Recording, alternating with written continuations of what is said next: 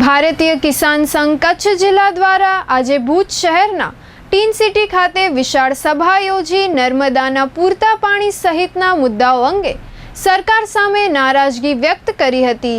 સમગ્ર જિલ્લામાંથી આવેલા ખેડૂત પરિવારના ભાઈ બહેનો ખુલ્લા મેદાનમાં બેસી મોટી સંખ્યામાં ઉપસ્થિત રહ્યા હતા। મંચસ્થ સંઘના આગેવાનોએ કિસાનોને પજવતા પ્રશ્નો અંગેની વાત કરી આક્રોશ વ્યક્ત કર્યો હતો। આ સમયે હાજર જનમેદનીએ નર્મદા લાવો કચ્છ બચાવોના નારા પોકાર્યા હતા। સભા બાદ કિસાનોની વિશાળ રેલી કલેક્ટર કચેરીએ પહોંચી હતી।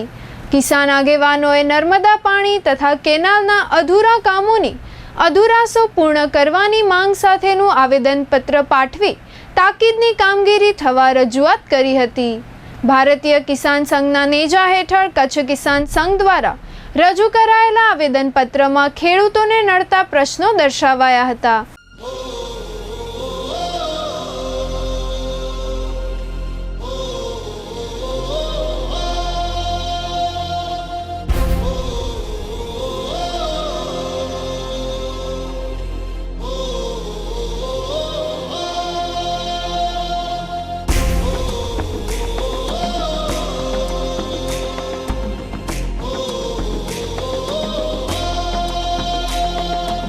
જેમાં મુખ્યત્વે દુધઈ સબ બ્રાન્ચ કેનાલ બાબતે પોણા 2 વર્ષથી સરકાર સાથે વાટાઘાટો ચાલી રહી છે, પરંતુ હજી સુધી આ મામલે કોઈ જ નિર્ણય આવી શક્યો નથી।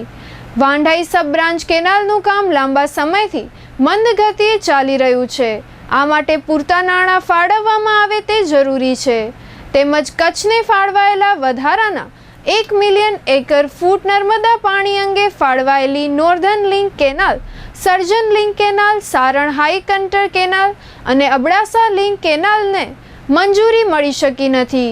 સૌથી મહત્વનો પ્રશ્ન હાલ ખેડૂતોને જમીન સંપાદનના અપૂરતા વળતરનો છે, જેમાં ખેતીલાયક જમીનમાંથી વીજ ટાવર, ગેસ લાઇન અને પાણીની લાઇન જેવી અનેક કામગીરી થઈ રહી છે, પરંતુ ખેડૂતની જમીનમાં સંપાદન પ્રમાણોનું વળતર મળી રહ્યું નથી।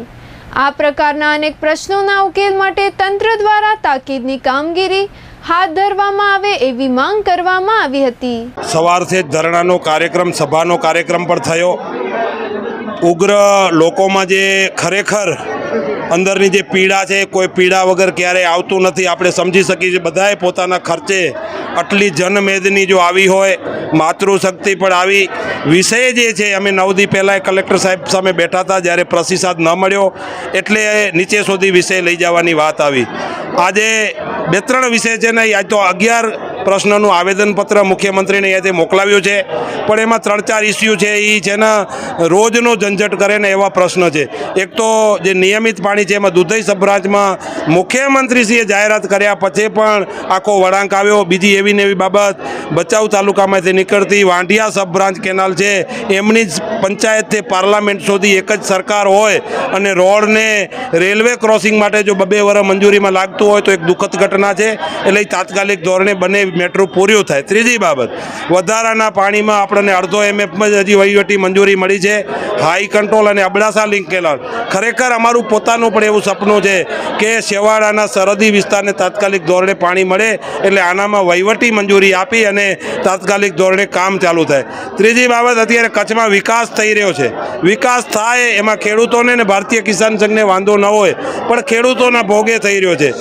પાઇપલાઇન નીકળે, ટાવર લાઈનો નીકળે અને જંત્રી પ્રમાણે વળતર ચૂકવવામાં આવે છે, એટલે નોર્મલ વળતર ચૂકવવામાં આવે છે। જ્યારે શિક્ષણ માટે કે સમાજ હેતુ માટે જમીન જ્યારે એ પોતે આપે છે ત્યારે એની બજાર કિંમત નક્કી થાય છે। ખેડૂતોને 2 ગુઠા જોતી હોય તો બજાર કિંમત નક્કી થાય છે। એટલે આમાં અમારી સ્પષ્ટ માંગણી છે, આમ ક્લિયર માંગણી છે સરકારને કે આંધ્રપ્રદેશનો પરિપત્ર પણ રજૂ કર્યો છે। આંધ્રપ્રદેશની સરકાર કરી શકતી હોય તો ગુજરાત સરકાર શા માટે ન કરે? એટલે આંધ્રપ્રદેશનું જે સરકારનું પરિપત્ર છે એ રાજ્ય સરકાર આને લાગુ કરે, ખેડૂતોને છે ને એમને બજાર કિંમત પ્રમાણે પૈસા આપે, ખેડૂતો જમીન સંપાદનમાં ક્યાંય ના નથી પાડતા। છેલ્લી વાત કરી દઉં, ગૌચરો જમીનોની અંદર મેં સાહેબને હમણાં જ કીધું કે ગાયો તો બચાવો, કચ્છમાં આવડું મોટું પશુધન છે, જ્યારે મોટો પશુપાલક છે, ગૌચરો જમીનો જો તમે છે ને કંપનીઓને આપી દેશો ને તો ગાયો ક્યાં જશે? એટલે હું માનું છું ત્યાં સુધી એમાં સ્પષ્ટ જોગવાઈ પણ છે, સુપ્રીમ કોર્ટની ગાઈડલાઈન પણ છે કે ગૌચર જમીનના પાવર છે ને ગ્રામ પંચાયતને છે. છતાંય આવી જમીનો કે ભાઈ ટાવર લાઈન નીકળે છે તો એમાં હક વપરાશી દાખલ નથી કરતો. પણ આપણે જોઈએ છીએ ચોમાસાની અંદર આ ટાવર લાઈનો નીચે કેટલાય વર્ષે બનાવ બને છે કે પશુઓ મરી જાય છે, કેટલા મોર મરી જાય છે. ખેડૂતના ખેતરમાં મોર મરી જાય તો શું એનો નિયમ છે? તમે જાણો છો ને હું એ જાણું છું.